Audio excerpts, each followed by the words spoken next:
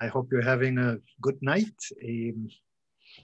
And what I'm going to be sharing with you all is insights and ideas that enrich the process of labyrinth design as I have lived it in the last couple decades. I will share my screen to show quite a few slides that will illustrate what I'm talking about.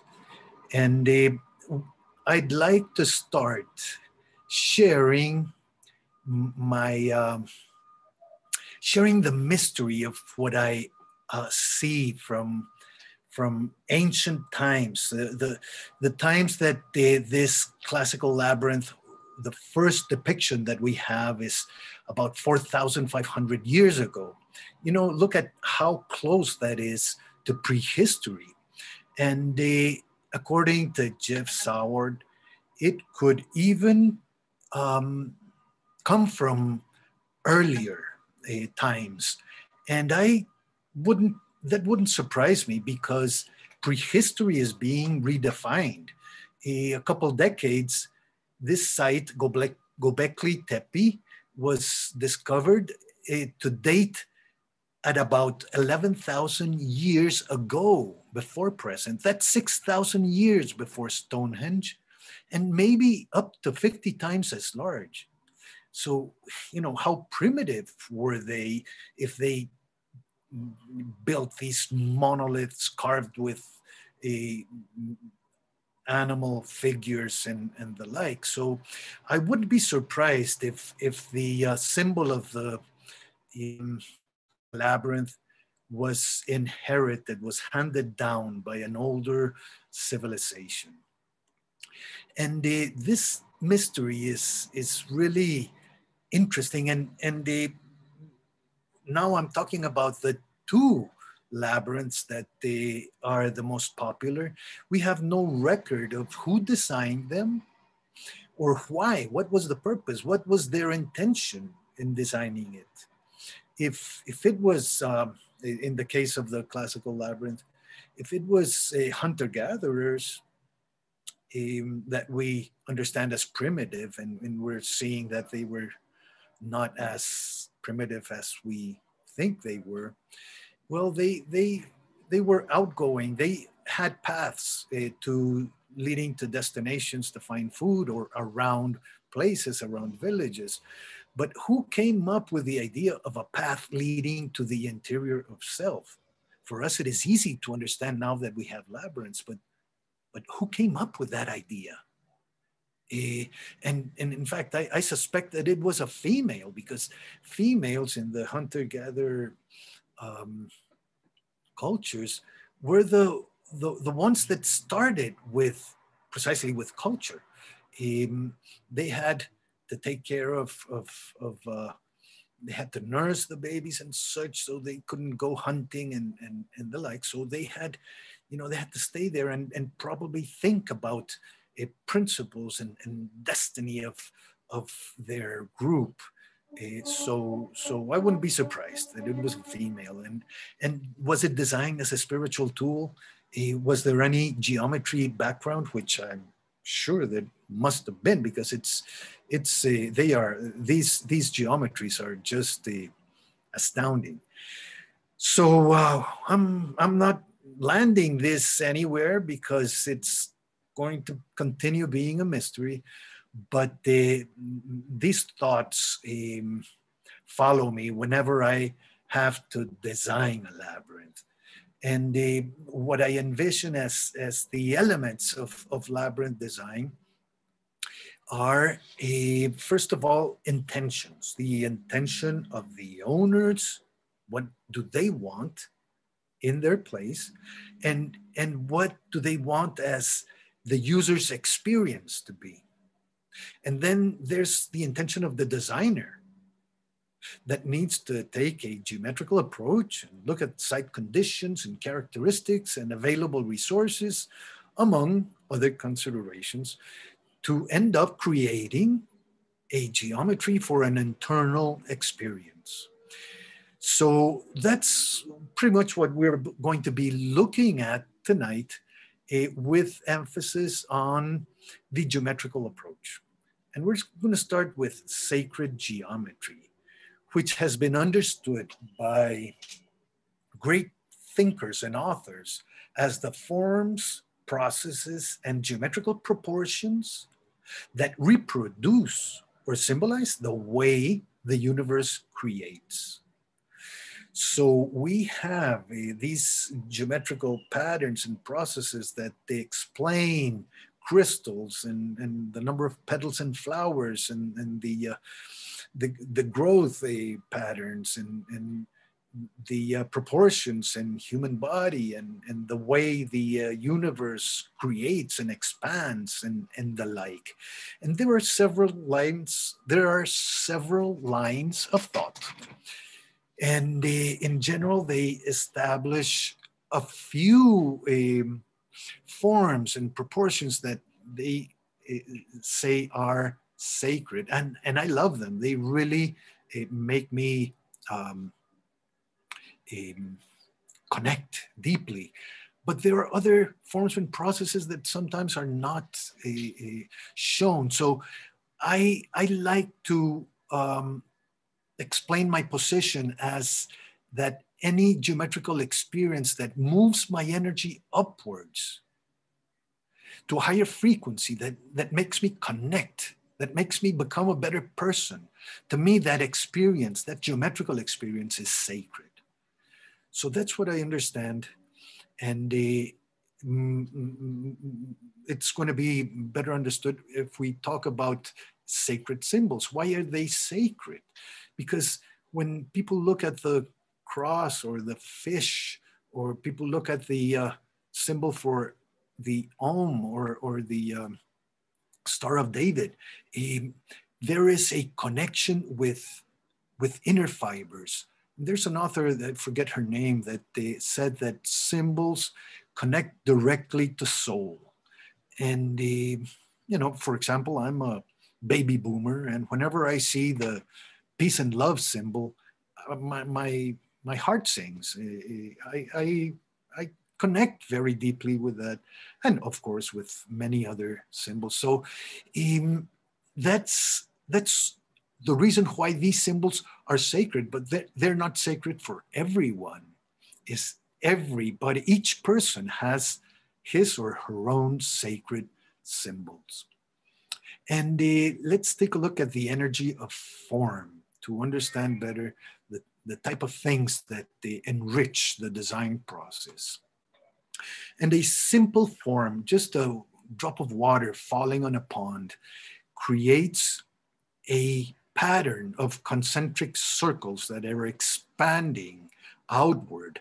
So there are, it's showing us that there are forces that we don't see but are manifested in this geometrical pattern that is pretty much the same as the growth rings on trees and craters and that sort of expansive geometries that we use for our own creations in our societies.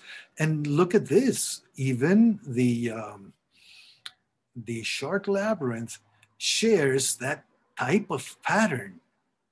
And I'm not saying that that was the beginning of the short labyrinth, not at all, but it's patterns that are present in nature and in human creation. And that was on one plane, like on a leaf. Now let's take the fruit, an orange, for example, and let's look at the graph of forces that is underlying.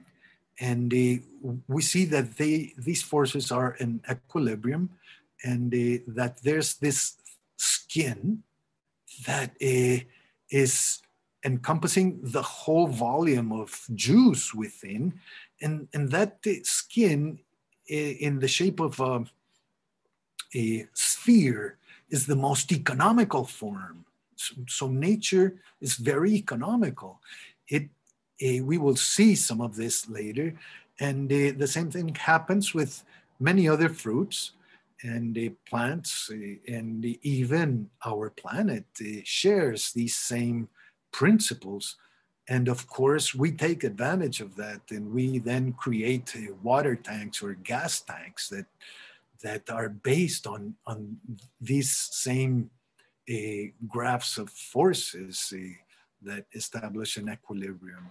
Now let's look at another form in nature, the egg, that is quite similar to the orange, but that has this driving force that is expanding like the belly of that circle. I like to see it as a pregnant circle, isn't it? And there are other forms that share that shape more or less, but that take that that belly way larger, expanded a lot more, like the eggplant also. And then we can look at the numerical codes in creation, and we will be seeing more of this, but we see these forces or guidelines acting with 6 and 5 and 4 petal and 3 petal and 2 petal flowers, and with a lot more, 8 and 13 and you name it. It's endless. But isn't it similar to the way that the starfish kind of extends these fingers out, and the forces from the outside keep these bays open, and these bays will see that they serve for embracing a form similar to the starfish is the star fruit. And why not our own hands? I mean, the forces that have these fingers elongate, and look at the bay within our thumb and our index fingers that serves for embracing. It's variations of these numerical codes and these graph of forces that are unseen by us, but we can derive these principles. Let's look at the snowflakes and how they are created in a pattern that is present in the cosmogenesis of the circle of life, and that this process of putting these circles together creates a hexagon, and all these snowflakes, all these crystals are hexagons, all of them, exactly all of them. None of them are the same one to the other, but all of them are hexagons. It's really interesting. And pretty much hexagons also, as in the scales of reptiles and as in the beehive. And look at how all these hexagons are tiled together. Isn't it interesting how compact that that beehive has all these little holes, little hexagons, and we copy that in the hexagonal compact system that is very frequent in our industry. And then we have the hexagonal chicken wire and even graphene that's promising to change technical situations for the entire world and many different areas. A material that has proven to be 50 times stronger than steel as compared in terms of weight. And it's just one atom thick. So all these are examples of hexagons that we either use and have learned to copy from nature. So again, These forms in nature are a graph of forces. These structures are making the archetypal matrix visible. And that is to say that all these concepts, these forces, the invisible forces, metaphysical forces, are expressed in matter, in the way that the universe creates. And of course, we build upon examples of that. So let's take a look at specific forms. The circle is an expression of absolute, of compression, of a total embrace within, of a movement towards and from the center. And the spiral is energy that flows, movement and transformation, as in in-breathing and out-breathing. And these structures, like a spider web-like, they have a gesture of extension, of reaching outward, but also of opening up and receiving and embracing, and as we saw, even grabbing. And we're going to take a deeper look into the Vesica Pisces later on, but it's been considered since ancestral times the matrix and the uterus, the threshold of creation. And there's a geometrical process that it's beautiful. So it's considered to be the creation of the many, and we'll see more of this. And the polygons have different energies depending on how many sides they have. And as we saw with the egg, it's like a circle that wraps everything inside itself. But this one has a gesture of potential change, like wanting to create something new. And then we can move into the energy of number. And I like how Michael Schneider describes the archetype of number. One symbolizes the whole, the unity. And two symbolizes polarity and contrast. And three symbolizes Trinity and balance and resolution. And we're going to be looking at these three with a little bit more detail later on. Then we have 4, concretion, justice. And look at this. Many cultures throughout the world consider the square to represent Gaia, Mother Earth. And that's interesting. Even the Hopi were nearer to you than to me, but even the Hopis had the square symbolize the Mother Earth. And then we have the 5 that symbolizes life-giving capacities, regeneration and reproduction. It's awesome, the geometry of number 5. And number 6, representing cosmic structure, function, and order. And number 7, representing ongoing processes, as the keys in a piano that they play do, re, mi, fa, sol, la, si, and continue do, re, mi, fa, sol, la, si, but with higher and higher notes, and on the other hand with lower and lower notes, ongoing processes that they can even symbolize the electromagnetic spectrum. And number 8, that complements very well with 7 in the sense that it speaks about periodic renewal. And let's look at the 7 musical notes, do, re, mi, fa, sol, la, si. Then you go back to do. That do is an octave, precisely. It's called an octave. Look at that, 8.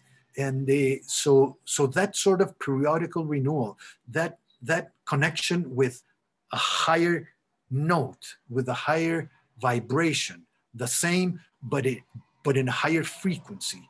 That is represented by number 8. And then 9, which is the horizon and the extents. And I like to look at it as the frontiers of our human potential. And finally, we end with 10, which is back to 1. And it's a whole new beginning. So let's look at 1, 2, and 3 in more detail. 1 and the circle are a symbol of universality, of superiority, of perfection. It's all-inclusive, it's ever-present. Of course, it's the first. And the first principle of number 1 is equal expansion in all directions from and to the center. As we saw in that example before, the center is the ruler. Concentric waves, craters, bubbles, flowers, and exploding stars all belong to this archetype of number 1. And the second principle of number 1, rotational movement, is represented beautifully by the atom. So all cycles, circulations, circuits, orbits, periodicities, vibrations, and rhythms belong to this archetype of number 1. And of course, we saw that also maximum efficiency, because it encompasses the largest area with the smallest perimeter in the case of the circle, and in the case of the sphere, the largest volume with the smallest surface area. And what is the largest volume we can think of? The universe. And the universe is represented by the circle in geometry. Encompasses everything from nothing, that little point in the center that is nothing, to infinity, which is that circumference that has infinite number of points. So from nothing to infinity is everything, all that is expressed in the circle or the sphere. Let's look at number 2 in the Vesica Pisces, which since ancestral times has been considered the womb, to symbolize the womb. And remember, there was 1, and then 1 was replicated, and there was 2 then. Now we have duality, we have 2. And there's then this polarity. And then there's contrast, because now there's you and there's me. And contrast also, it's our experience in our daily life, such as above and below, light and dark, and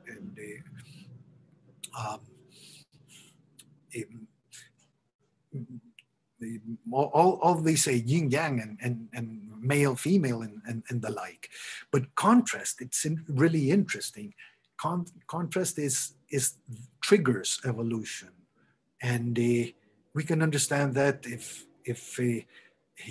with an example, that if I feel a void within myself, I strive for meaning and try to grow spiritually to fill myself with meaning, to find meaning in my life. If I didn't feel that void within me, I wouldn't evolve. If I didn't feel hunger, I wouldn't go get something to eat. If I didn't feel a cold, I wouldn't get a jacket and put it on. Contrast triggers movement and triggers evolution. And number 2 is also a symbol for link between that diversity. And that diversity, we can either push farther that what we don't like, or we can try to link and create something better from uniting. Excuse me. And the first principle of number 2 is polarity. And think of a magnet. A polar tension occurs in every earthly situation. Opposites complement each other to form a unity. If we can get to that higher frequency where we want unification, or you know, as in a, you know, those political parties that they can't accept each other, or fighting countries that are at war, or groups, and, you know, even religions. So that's a principle of number 2. And the second principle is contrast, that generates clarity. If I couldn't look at what I do not like, I mean, contrast puts in my face that which I don't like. But then I have more clarity of what I do like, and what is my preference. So contrast is marvelous in the sense that allows me to expand, it allows more richness in our experience. And the third principle is the link that we've talked about. And separates tend to unite. Look at the male and female. And reconciling opposites allow for transcendence, as we will see in number 3. That 3 and the triangle are a symbol of resolution. Number 3 completes a cycle and speaks about Trinity and balance and stability. And did you know that the triangle is the most stable structure in the universe? You can prove it with a 3-legged stool in rugged terrain. You put it anywhere and stands perfectly firm. But do it with a 4-legged stool and you'll end up dancing around. And interesting, number 3 symbolizes completing a cycle and the unity in a tripartite way. So look at Holy Trinity and how these 3 aspects of God are expressed in the triangle in a way that we can also understand in a micro way the tripartite human, which have these 3 aspects of mental, emotional, and physical parts of our being, with essence or soul at the very center. And look at the uniting of those 2 triangles, as in the Star of David, and the downward yellow triangle can represent spirit descending to enlighten humanity. And the red upward triangle can symbolize humanity aspiring to connect with spirit. So it's interesting. And the first principle of number 3 is balance and resolution. And it's the reconciliation of conflict. Remember that in number 2, we have that contrast and conflict between opposites. So number 3 can come and reconciliate, as in a judge settling disputes between 2 parties. And the second principle is completing a cycle, as in beginning, middle, and end, life, birth, life, and death. And it brings us back to 1. It completes the cycle. 3 in 1, the triunity. And the third principle is that number 3 is the first of the many. If you think about 1 being the father and 2 being the mother, or the other way around, which I sometimes like more, 3 is the first offspring. And from there, all derivations. Number 3 transcends the polarity of black and white, 1 and 2, into the spectrum of grays and all sorts of colors. So that was an immersion into the first 3 numbers, and just a rapid look into that, which can enhance the experience of designing a labyrinth, or designing space in general. So let's look at the elements of a labyrinth. Excuse me. The number of centers speaks about where the goal is. If we have one center, the goal is one, encompassing everything within.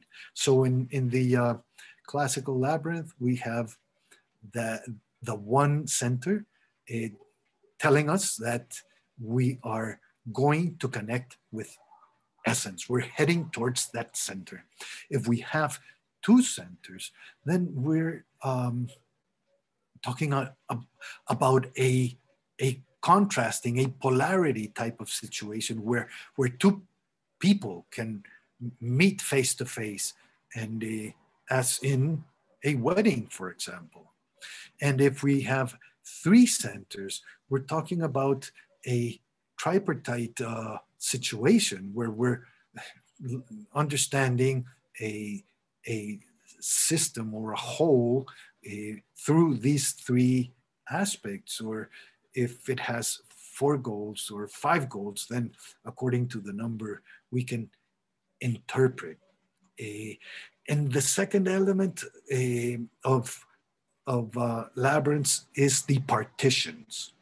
And it establishes a sort of a strategy, a means or necessary attitude or openness to. So look at the classical labyrinth with one partition over here. It says that we need to be open to connecting to source, and that's very simple. Of course, that's obvious. But if we have 2 partitions, then we need to be open to contrast and to embrace that contrasting situation, to look at this double-sided condition that we are looking at here. Or if it's 3 partitions, then we're looking at a tripartite situation where we need to be open to look into all of these 3 aspects and look at a 4 partition labyrinth, such as the Chart labyrinth. And the attitude is that we need to be open to materialize, to land, for some concretion, as we are intending to connect with that one center. We need to be open with our feet on the ground, or with an attitude of materializing. And 5, with an attitude of expansion.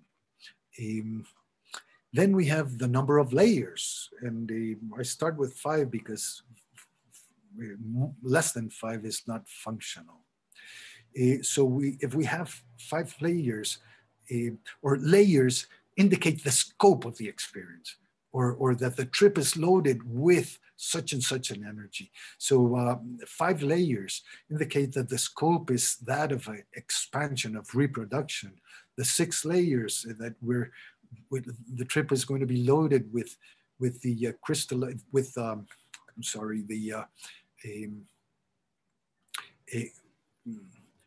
function, a structure and order of the cosmos.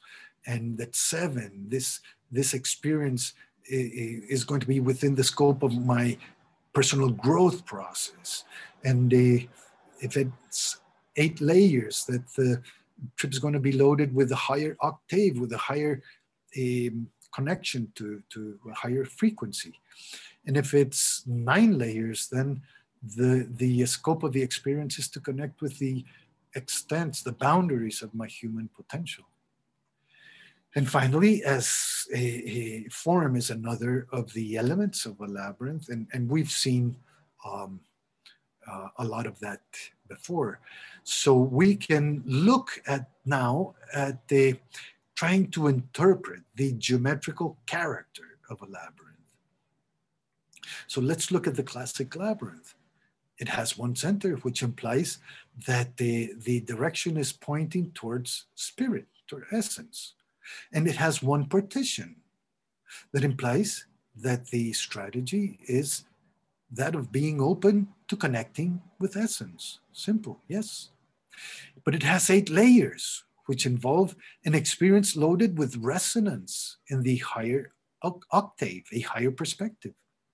And the form is that of an egg or a seed that is used by nature for reproduction and to load life. So a summary of the interpretation, the geometrical interpretation of the classical labyrinth may be to offer a life-giving opportunity if I can vibrate at a high frequency and open up to connecting with essence. Now, this is not science.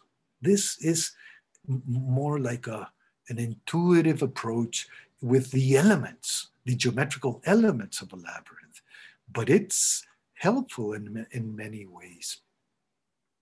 So let's look at the short labyrinth with one center that implies that the direction is pointing towards spirit, source, essence, soul.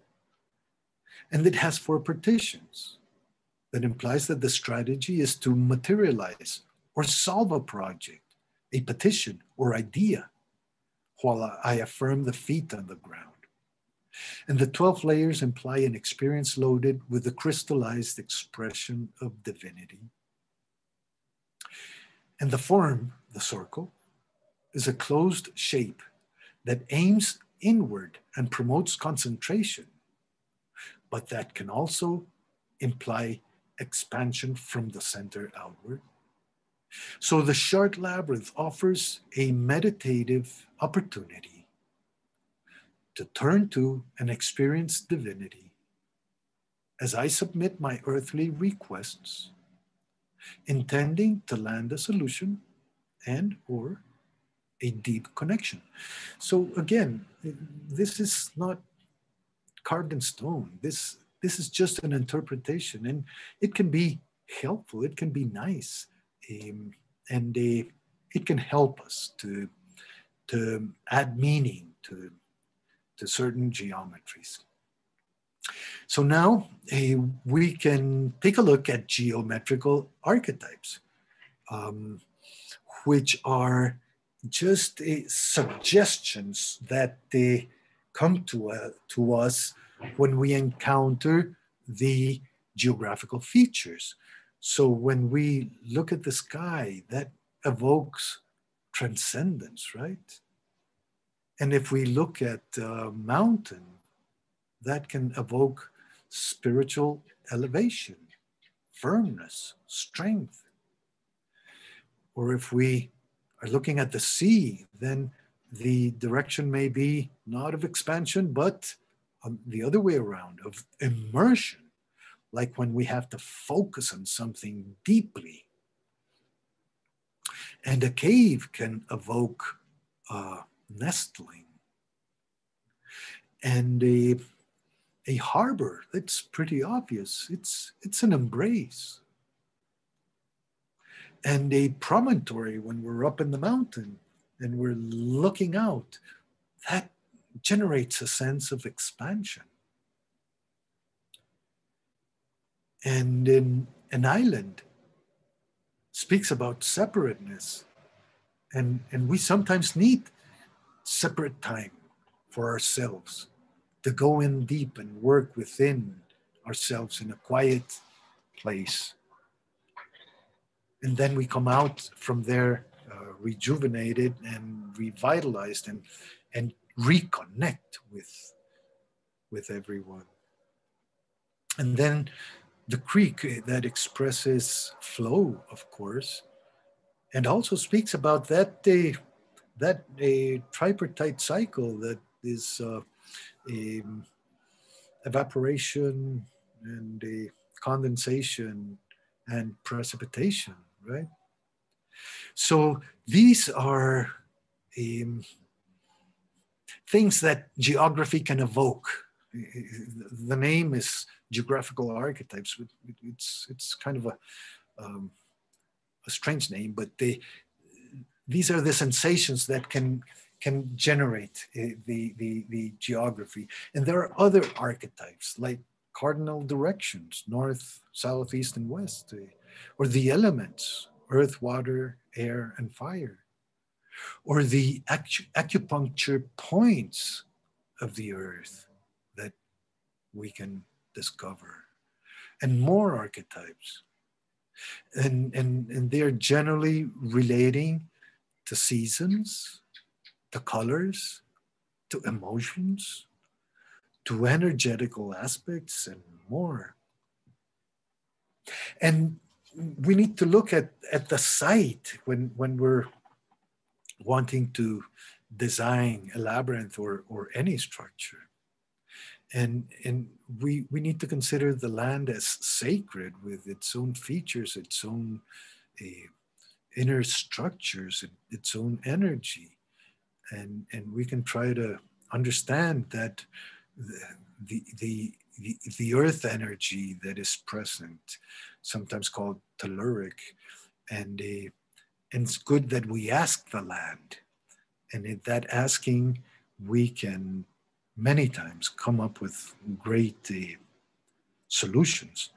And we need to consider the visible elements, such as rocks and trees and protruding roots and the surrounding conditions. Do we have a marvelous view that extends, or are we surrounded by a forest or by walls or buildings or whatever?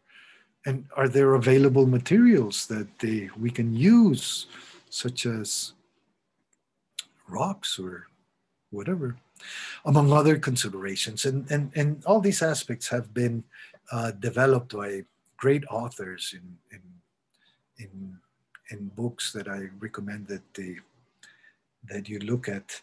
So my emphasis was on the different aspects that have inspired me to in that design process, to come up with ideas that can suggest and evoke feelings and meanings that can enhance the experience. It can make it a richer experience for whoever wants to look at these features or these aspects. And otherwise, the design process needs to always keep in mind that any labyrinth should be it should allow for the walker to walk without any sort of intention of the ones that we have had in mind, but that each walker is going to have his or her own intention, and that we should every design should allow for that type of walk, that neutral type of walk. So whatever intentions I use in my designs can be useful for therapy or for people that know about these intentions and want to make use of them. But on the other hand, all my labyrinths are used also in just a normal and common way. So that is the first part of my presentation. The second part, we're going to be looking at examples of labyrinths that apply these insights, that apply these principles, one or a few of them. And so it's going to be really useful to look at these examples as we look at how the labyrinths were developed and the type of intentions that guided the design process. And so now I will pass it on to Patricia that has this. This is going to be one single video So all of these examples are within one video, and then we can speak after that again. I hope you're enjoying this presentation. Thank you. Thank you, Ron. I'm going to start this now. Um, and afterwards, we'll have a bit of a break before we have a chance to walk that beautiful um, Earth Gaia labyrinth that Ronald showed. So here we go.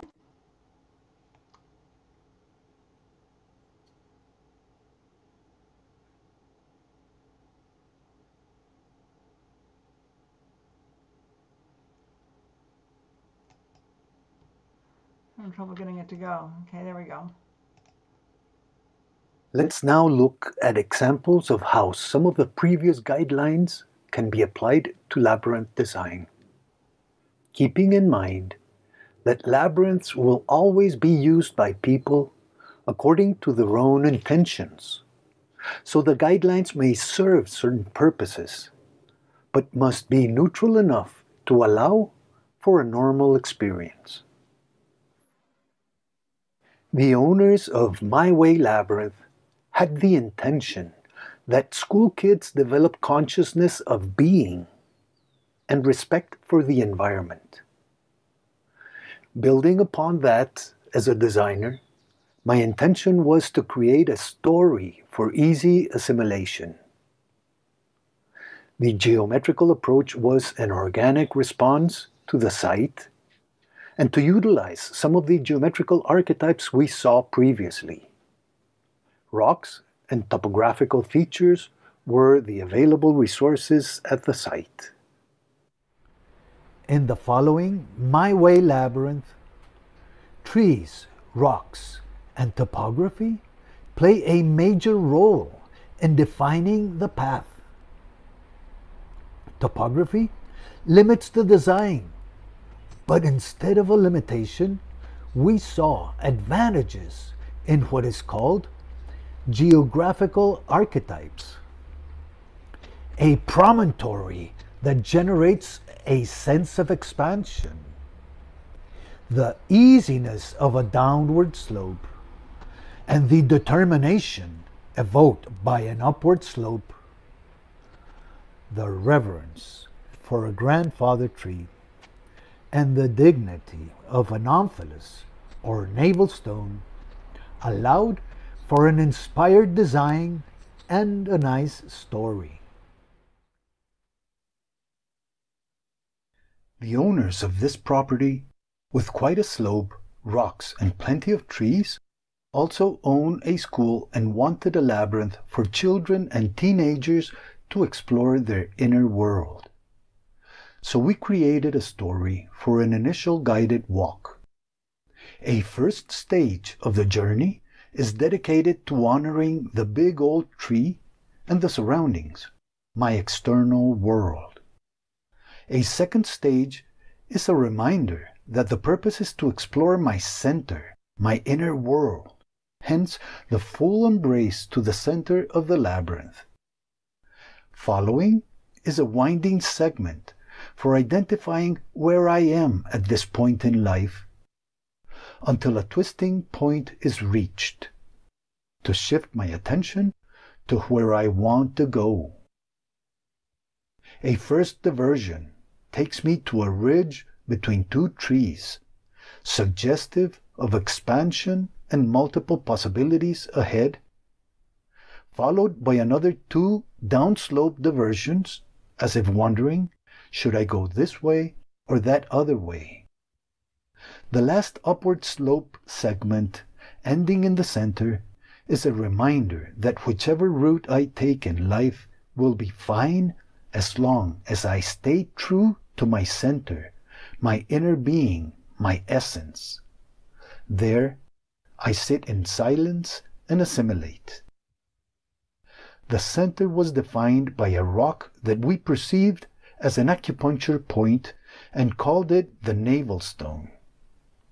This and other stones, trees, roots, and topography played their role in defining the paths in an area that is teeming with wildlife and good vibes.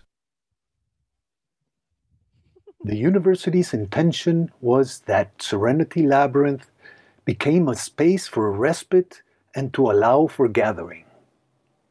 My intention was to honor the indigenous trees planted on the site, for which my approach was to use the geometry of the ripples created by raindrops in an organic response to the position of the young trees. Another freeform design is Laverinto Serenidad, Serenity Labyrinth, at the University of Costa Rica's main campus. If serenity can be expressed geometrically, I think it is in gently flowing waves. The given assignment was to create a labyrinth to facilitate stress relief for students, of course, but primarily for administrative staff that work under high-pressure conditions. The selected area was planted with young indigenous trees, so the design had to work around them. In deciding what sort of geometry could be applied here, the concentric circles pattern of raindrops falling in still water seemed inspiring and appropriate, resulting in quite a different type of labyrinth. In case it got confusing, this is the entrance point, and this is the innermost destination of the labyrinth, which is quite large with a bench for group gatherings.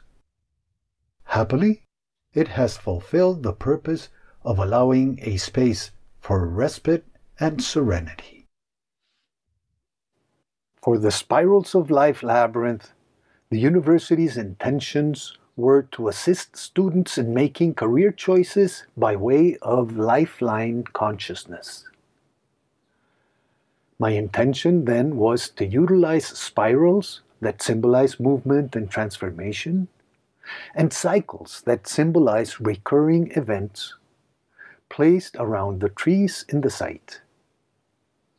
The three centers respond to past, present, and future, as will be shown in the video. Laverinto Espirales de la Vida, Spirals of Life Labyrinth, at the Tacares campus of the University of Costa Rica, is a deliberate invitation to refresh and realign our views about what we have lived in the past, our present life, and what we envision up ahead.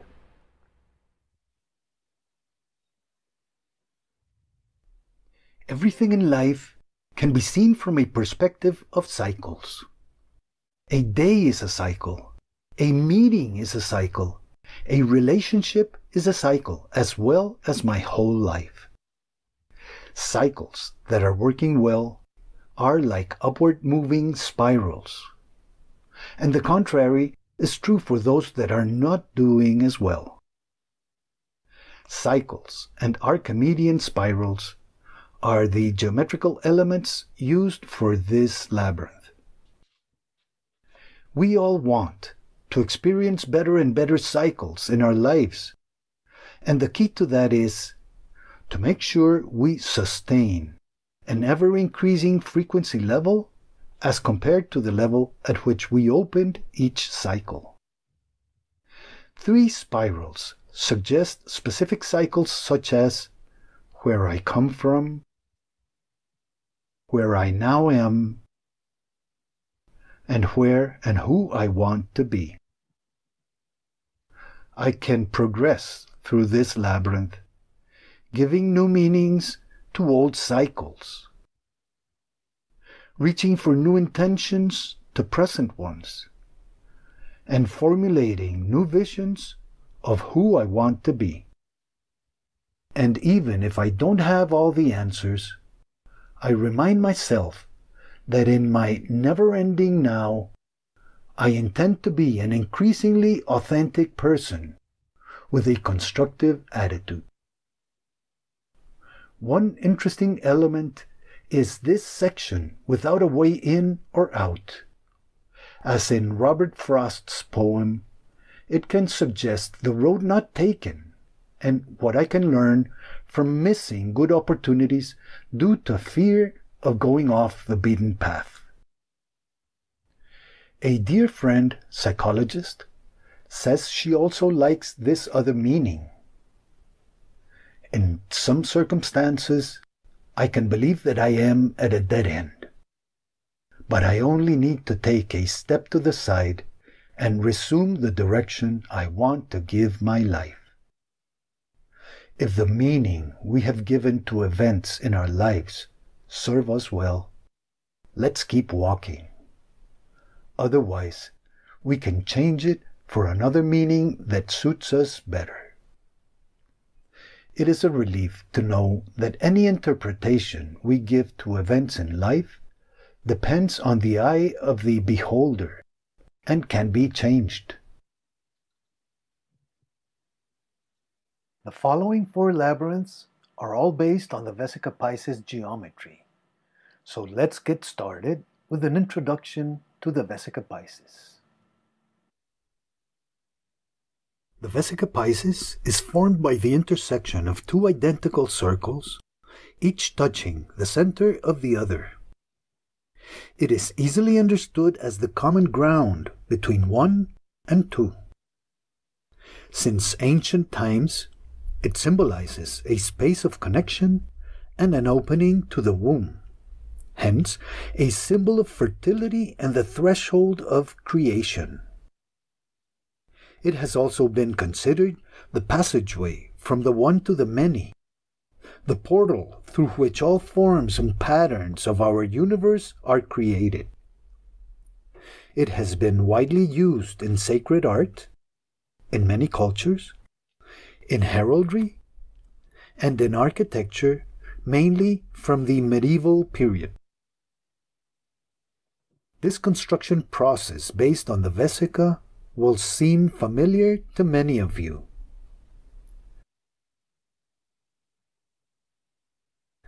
Vesica Pisces, the common ground between 1 and 2. The first labyrinth in the Vesica Pisces group is Compassion Labyrinth.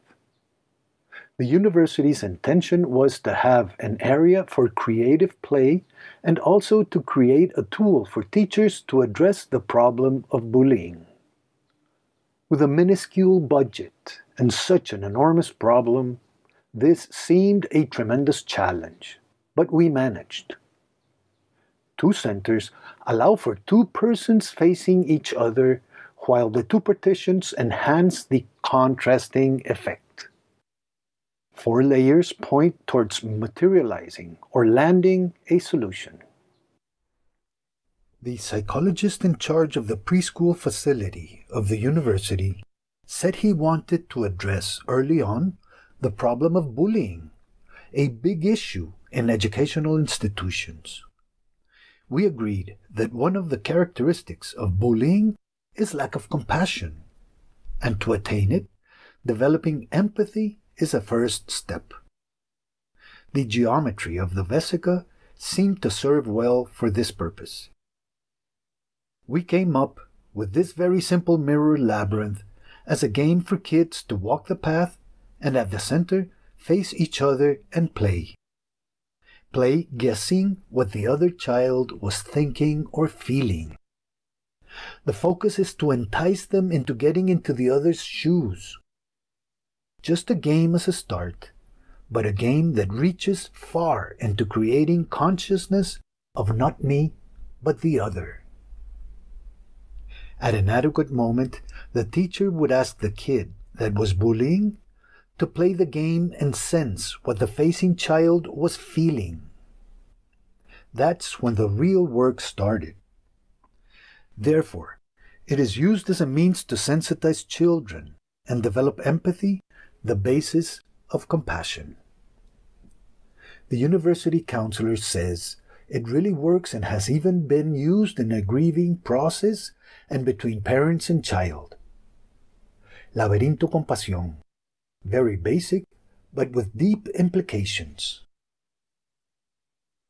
The intentions of La Senda Labyrinth were to create awareness of polarity, to embrace contrast, and honor the local indigenous lore. The geometry employed was the Vesica, with 2 centers for creating consciousness of polarity. 2 partitions ask for an attitude of embracing that polarity, and the 14 layers, 7 times 2, indicate that the experience is to further extend our personal growth process. The available resources were strong telluric energies and cacti. Laverinto La Senda, another labyrinth in the Vesica Pisces group, is very large and quite complex. It was built in 2009 and has a fascinating history of creation and activities thereafter. La Senda means the path, and it is located in Tamarindo, west coast of Costa Rica.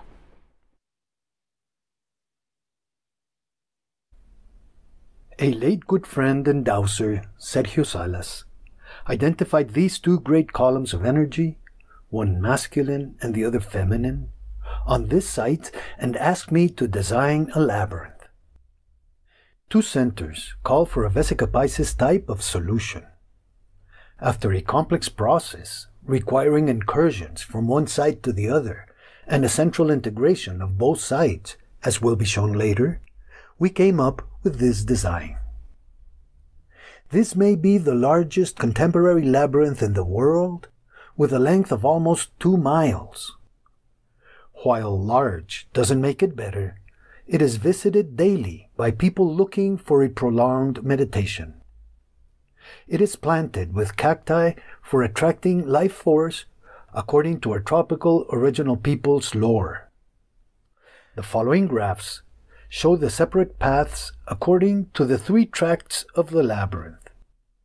The first stretch enters the masculine side, travels first through its frontiers, and then to the feminine side with alternate hugs until reaching progressively the feminine center from the south. The central stretch starts in the northern door of the energy column and gives the feminine side a double embrace before entering the Vesica on towards a twisting central link to continue to the masculine side. The exit path shares the same characteristics as the entry one, but inverted. Polarity, a condition of our worldly life, is expressed here with love and gentleness. The integration of the one with the 2 is manifested through the extension of each side into the other, through the arms that reach deep into the other's territory. A hug of integration and complete sharing of energy. This journey is rich in symbolism, polarity, feminine-masculine interactions, sharing and hugging, and unification, plus it is rich in its geometrical form. Whatever request, question, or desire I approach the labyrinth with has a polarity within it, that which I want and the lack of it. The Vesica Pisces is the intersection of the 2 circles and, as such, an area of multiple options within polarity.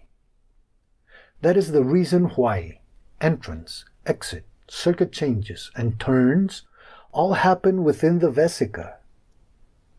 While the 2 circles symbolize polarity, the Vesica Pisces is the overlap of both and the threshold of the new desired creation.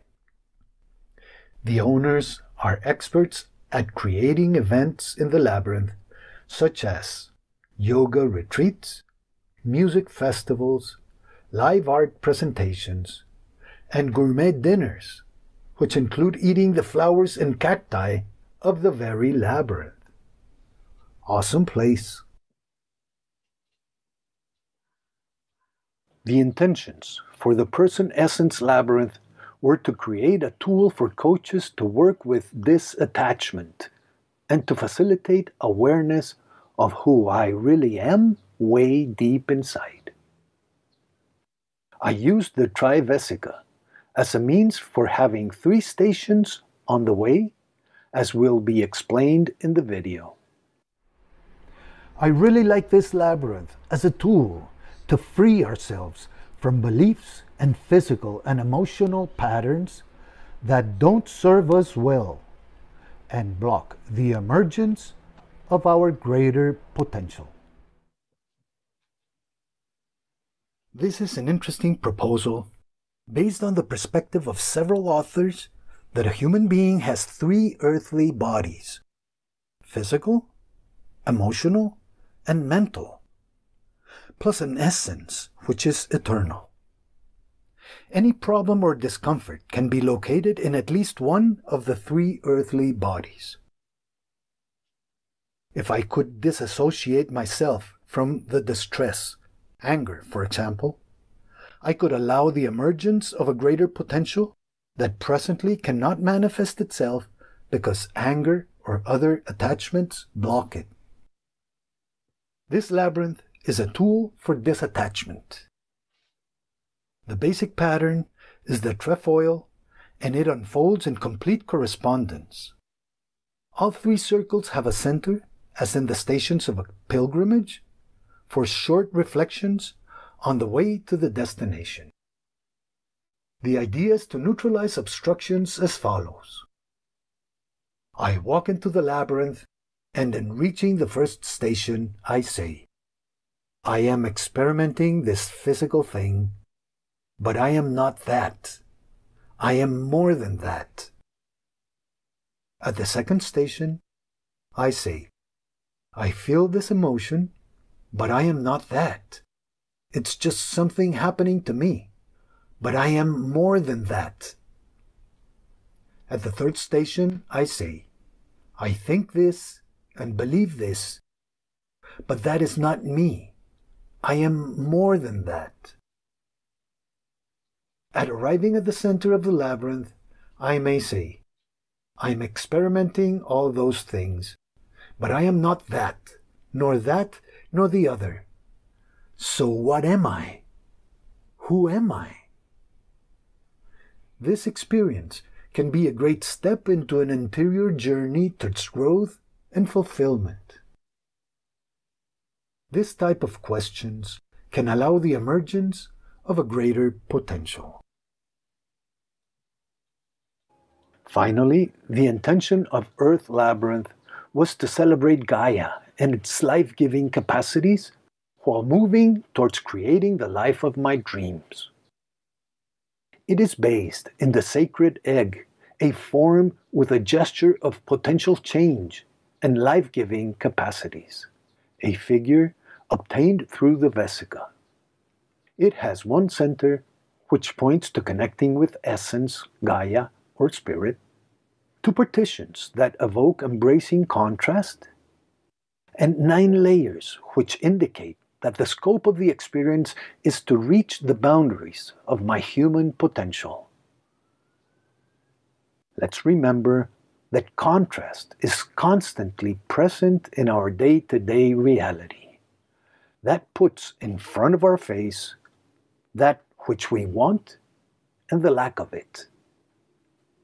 And we have the freedom to push against what we don't want, which will only make it worse, or to embrace that polarity, which can bring about an evolution with much desired high frequencies and surprising gifts.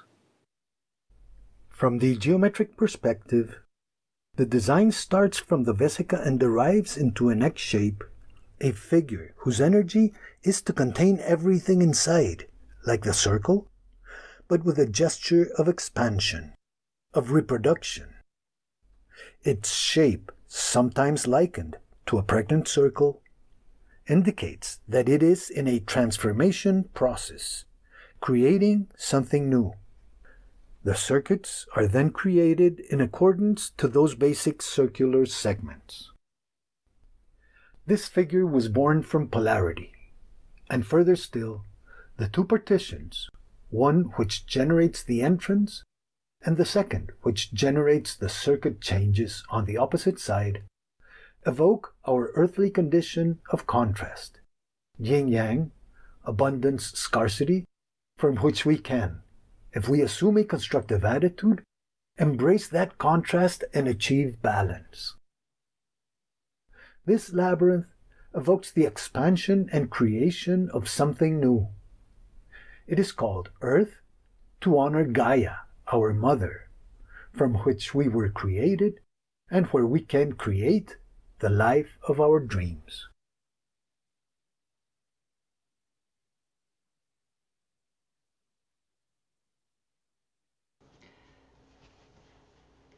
So does anybody have a comment or a question? I'd really like to thank you, Ronald, for such a wonderful presentation. There's something about it that just really opens a way to look at labyrinths and where you're going with them and what there's just a whole new perspective to me that I greatly enjoy. So I'm going to open to questions. So Connie lost her computer access, so I'll do questions here. Question? Can you hear me? Yeah. Who is this? Is this Jane? Jane? Jane, yes. Okay. I was very touched and curious what started the process, Ronald, of you working with the labyrinths.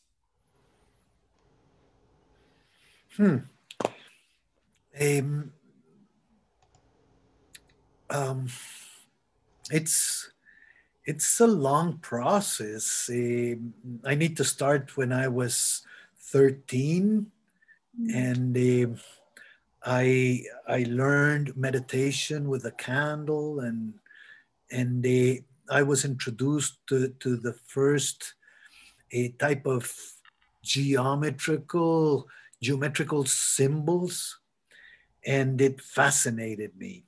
Then when I was 15, I started studying this a little bit more deeply with whatever books I could get a hold of.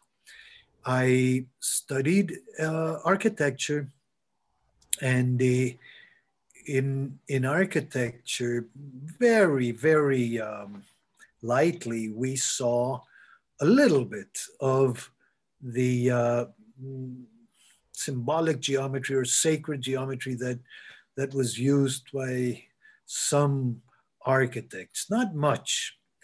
But then at the beginning of this century, I got hold of a few books very specifically on sacred geometry, different lines, but I saw labyrinths in many of those books, and they really made me, they were perplexing, is that a correct word? They made me inquire a lot into that sort of geometry, and I started trying to replicate, to draw them, try to come up with how they were generated geometrically. And it all started there. So say 2 decades ago, I started playing with the geometries and came up with hundreds and hundreds of possible labyrinths because it was absolutely fascinating. Mm-hmm. So that's how I got in there. Thank you. Sure. Any other questions or comments or experiences? There's a couple of questions in the chat. Can you read them for me? Sure. Someone is asking if you've written a book about, quote, all of this. Yes, not all of it, because the book was written about 12 years ago, but yes, the book speaks about these geometrical elements of the labyrinth, the form and the centers and the layers and the like. So that book is called Labyrinth Design and the Energy of its Geometry, and it's in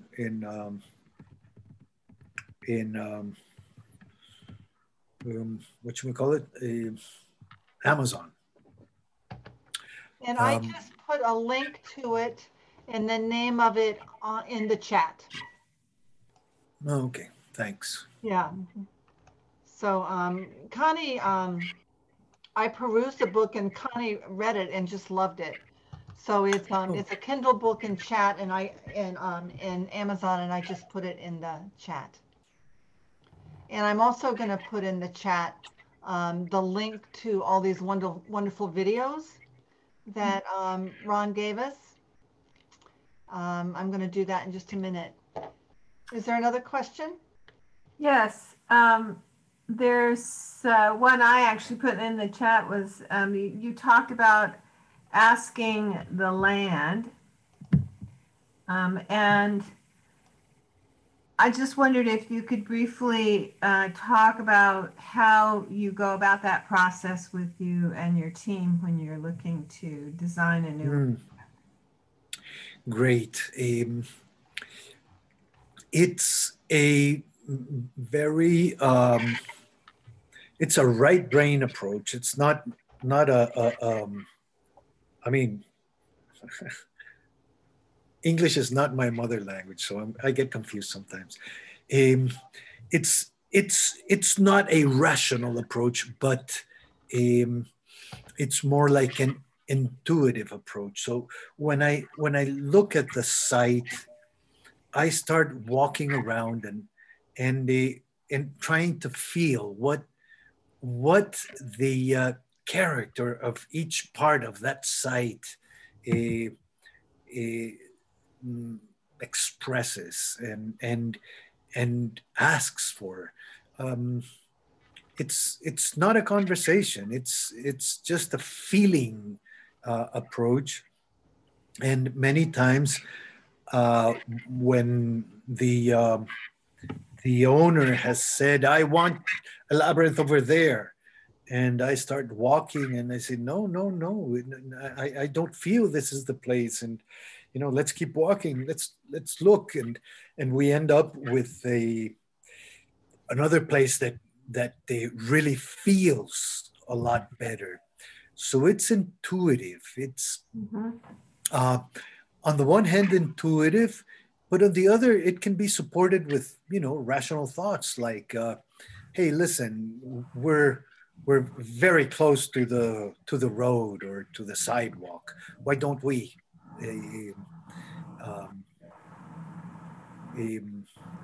get a little away from the sidewalk or whatever? I mean, it's so it's a dance between the left and the right sides of the brain that they can help us arrive at a very satisfying or the most satisfying option. Did I answer your question? Yes. You had mentioned something about a dowser, and so I was wondering, Yes. if you use dowsing, and you also in your talk you spoke about the 4 directions and whether or not you try to orient the entrance facing any particular direction, or if you just see what the land tells you. Okay, yes. I had the privilege of being very near to a friend that was a great dowser, and so I'm not a dowser myself in the sense that that I use the sticks or the pendulum, but I think I have a good sense of reading what the energies are. but definitely a dowser would be a great advantage to have as part of the team, or if you yourself are a dowser, that'd be great, because then you have an open channel for that communication with the land, right? Right. And on the one hand, and on the other, um, although many authors have said that we need to face, say, we need to face north when we're coming into the labyrinth or whatever, I I think that, you know, it's common sense that if we have a small space and we just have one open side, that, well, that's going to be the entrance side. But on the other hand, in many times I have made the decision of where an entrance has to be based on other uh, criteria, such as um, from where we're coming, of course, and on the other side, where, if I am going to end in the center of the labyrinth and I'm going to be facing, or what am I going to be facing when I arrive at the entrance? And sometimes, just because the view of a forest or a river is what would be the best view, then I may make the decision to shift the entrance around. Um, so so I don't think that there are, you know, strict rules in that sense. And if there were, I am not going to to make sense of them. I think that this is a process that is very alive with what the participants, say the owners and the people that are surrounding the process, may be living. So I'd rather make sense of whatever truths or certainties we arrive at during the process, and you know, that generates that the creature is very specific and unique, as it should be. Yeah. So good. It seems a very intuitive process for you. Informed, intuitive. It is, and there are, you know, there are rational aspects of the whole process also. When we're making decisions, is this going to be a universal access labyrinth, when then we need to have certain widths, and you know, we need to make calculations, and when we're talking about the budget, so there are the whole process has its very, very rational aspects to it also. But that first approach to conceiving the the uh,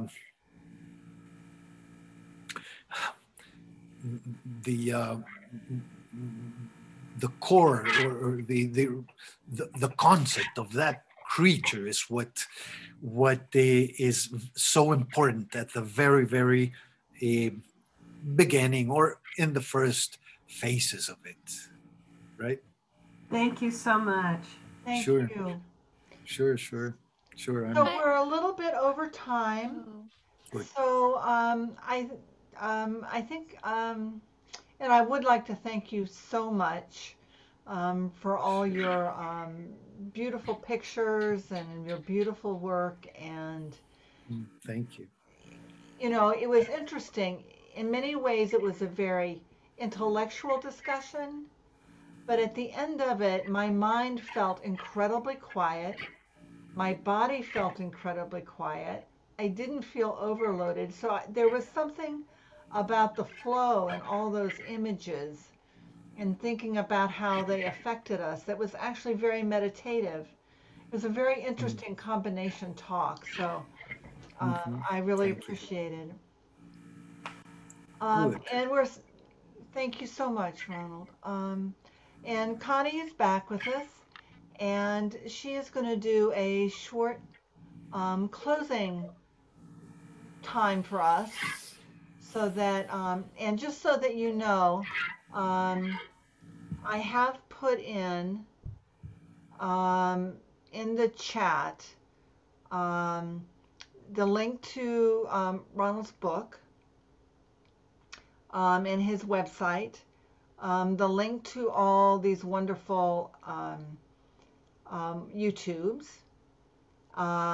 Next month, we are not going to have a speakers bureau. We will have a monthly walk that Heidi's going to do. No, that Sandra's going to do. I'm confused. Our next walk is next Monday.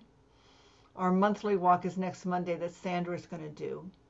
In July, we're just going to have the monthly walk and no speakers bureau. And our next speakers bureau will be August 12th at 7 p.m. with Lars Howlett.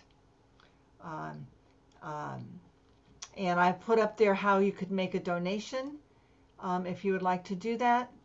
And then I'm going to pass it to Connie. Thank you.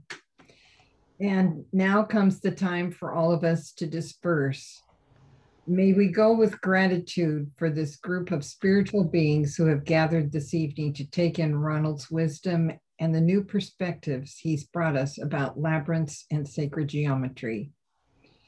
Yes, this has been a special time. And the good news is that we get to meet again in August to learn again with Lars Howlett.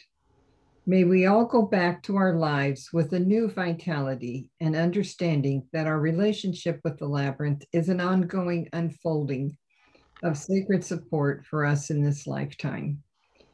Thank you, Ronald, for sharing your passion for designing labyrinths that can support us to heal and work through the challenges we face. Thank you to all of you for being here this evening, and we look forward to seeing you again.